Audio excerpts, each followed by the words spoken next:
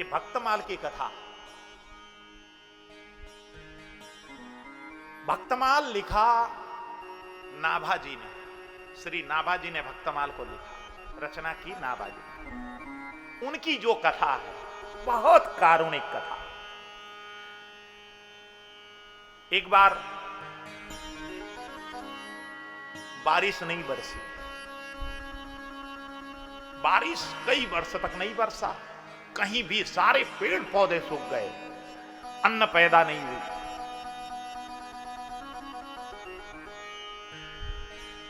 छोटा सा बालक पैदा हो गया नाभा, जिसके आंख नहीं है, आंख का नामो निशाना नहीं। ऐसा बालक पैदा हो गया घर में अन्न का दाना नहीं। जैसे तैसे नाभा के पिता दूर दूर जाकर अन्न का प्रबंध करके घर में लेके आते हैं, पत्नी को खिलाते हैं, अपने पुत्र को खिलाते हैं, स्वयं पाते हैं। अब लंबे समय तक जब अनावृष्टि हो गई, अन्न कहीं मिलना बंद हो गया। नाभा उस समय 4 वर्ष के हो गए, 4-5 वर्ष की उम्र उनकी हो गई। अब ये भोजन का प्रबंध करने अन्न लेने जाते हैं, थोड़ी सी अन्न मिलती है। पत्नी को कहते हैं कि मैं पाए आया हूं, तुम दोनों पालो।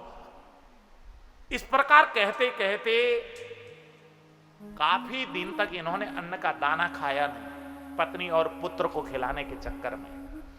एक दिन कई दिन से भूखे होने के कारण इनकी मौत हो गई। भूख से तड़प तड़प करके ये जब मरे, अब वो बालक और उस बालक की मां, नाभा की मां, अब क्या करें? पूरा गांव छोड़ छोड़ करके जाने लगा, सारे लोग चले गए। तब उस छोटे से बालक को अपने पीठ पर बिठाकर नाभा की मां चल पड़ी। राजस्थान के टीले, रेत के टीलों से ये चलती हुई जा रही है। बहुत तेज धूप ऊपर से तप रही है। कई दिन से पानी तक नहीं पिया था, पानी तक नसीब नहीं हुई थी। चक्कर आ गई, धड़ाम से गिर गई। अंधा बालक मां मां चिल्लाता है, मां बोल नहीं रही है। बालक उस रेत को ऐसे ऐसे करते हुए आगे बढ़ता है, कहीं जाकर रेत की खाई में गिर गया ये बच्चा। मां मां रुदन कर रहा है, बालक चिल्ला रहा है, मां की कोई आवाज नहीं। बालक जैसे तैसे हाथ पांव मारकर आगे बढ़ा, घसीटते हुए अपने आप को जैसे ही आगे बढ़ रहा है। मां मां मां रुदन कर रहा है बालक।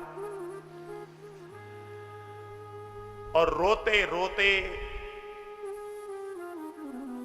राजस्थान के जहां पर रेत होते हैं वहां पर झुरमुट से भी होते हैं, उस झुरमुट के नीचे पहुंच गया ये बालक और झुरमुट में जाकर के ये बैठा है। मां मां रुदन कर रहा है वो बालक, 4.5 वर्ष का छोटा सा नन्हा सा बालक। ऊपर से बहुत तपती गर्मी, कई दिन से पानी पिया नहीं, गला सूखा हुआ है। उसी समय भगवान की तरह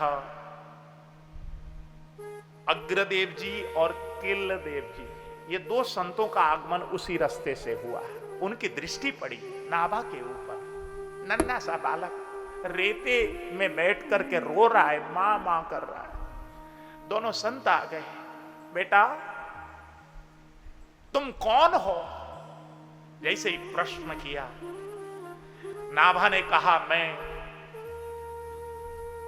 जीव हूं, ब्रह्म का अंश हूं। इतना शब्द सुनना था, दोनों संतों के आंखें खुल गई। 3-4 और प्रश्न किए, 4-5 प्रश्न का उत्तर अलौकिक दिया उस बालक ने। ये तो कोई दिव्य महापुरुष जान पड़ता है। इतना सोचकर दोनों संतों ने आकर उस बालक के सिर पर हाथ रखा। जैसे ही हाथ रखा और संतों की कृपा हो गई, दोनों के दोनों नेत्र खुल गए बालक के, संतों की कृपा होने से। बालक चलो हमारे साथ चलो। मां तो बिछुड़ गई। मां रेत का जो आंधी आया उसमें ढक गई। मां की वहीं पर प्राणांत हो गया। मैं मां के साथ आया था, मेरी मां कहां चली गई? संतों को इसने पूछा बालक ने।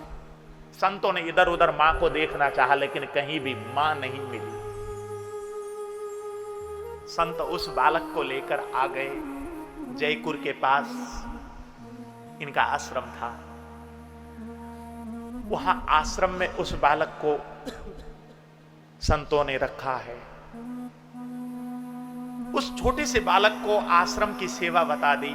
बेटा, संतों की सेवा करने से संतों की कृपा मिलती है, तुम संतों की सेवा करो। बालक प्रातः काल उठता है, झाड़ू लगाता है, गौ सेवा करता है, संतों को भोजन बनाता है, भोजन परोसता है और संतों की शीत प्रसादी को पाता है। इस प्रकार सेवा करने लगा और संतों की उसके ऊपर जब कृपा हुई है,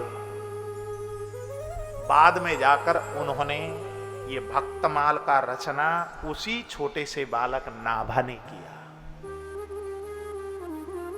कल्पना करो कितनी कारुणिक इनकी कथा है।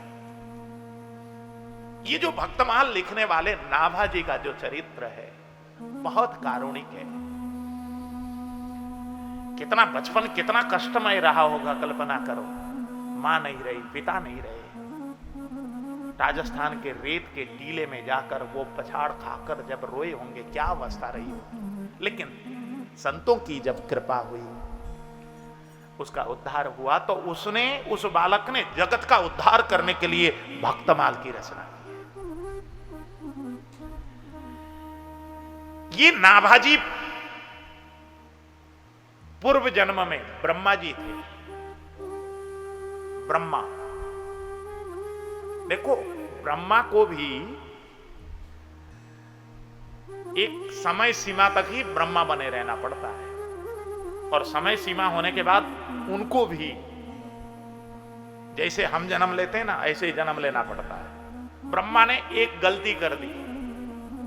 जब भगवान ब्रजमंडल में, यहां पर वृंदावन में गैया चराने जाया करते थे, एक दिन वो कथा आपको याद है, मालूम है। ब्रह्मा जी सारे के सारे ग्वाल वालों को अपहरण करके ले गए ब्रह्मलोक और भगवान ने जो लीला की, बाद में भगवान बड़े क्रोधित हुए ब्रह्मा से। ब्रह्मा, तूने हमसे हमारे मित्रों को अलग किया है, इसलिए अब तुमको इसका दंड भोगना पड़ेगा। तुम जब पैदा होगे तो अंधे बन करके जन्मोगे। बाद में ब्रह्मा जी ने भगवान से क्षमा जब मांगी है, भगवान इतना कठोर दंड मत दीजिए, तो भगवान ने कहा कि ब्रह्मा, तुमको मैंने जो श्राप दिया है वो तो दिया ही है, लेकिन अब तुम क्षमा मांग रहे हो तो तुम्हारे ऊपर इतना कह देता हूं, तुम्हारे ऊपर संतों की कृपा होगी और तुम्हारे द्वारा संसार का बहुत कल्याण हो जाएगा। तुम संसार को आलोकित करने के लिए, संसार को पवित्र करने के लिए दिव्य ग्रंथ की रचना करोगे, इसलिए तुमको उस नाभा के रूप में जन्म लेना होगा। भगवान ने यह बात कही। तो वो ब्रह्मा हनुमान वंश में यहां पर नाभा के रूप में पैदा हुए। अब ये हनुमान वंश क्या है? एक ब्राह्मण दंपति, उनको कोई संतान नहीं हुई तो उन्होंने हनुमान जी की उपासना की। हनुमान जी प्रकट हो गए। हनुमान जी ने देखा कि इनको तो कई जन्म तक संतान का कोई योग ही नहीं है। तो हनुमान जी ने कहा कि तुम्हारा तो कोई संतान का योग नहीं दिखता। रोने लगे दोनों ब्राह्मण दंपति। प्रभु, हमारी उपासना व्यर्थ नहीं जाना चाहिए। तो हनुमान जी ने कहा, यदि ऐसी बात है तो मैं ही तुम्हारा बेटा बनकर आता हूं। हनुमान जी बेटा बनकर उस ब्राह्मण के घर में जो पैदा हुए, उन्हीं के वंश में ये नाभाजी पैदा हुए। और संतों की कृपा से उन्होंने भक्तमाल की रचना की। ये भक्तमाल की कथा, ऐसी दिव्य कथा।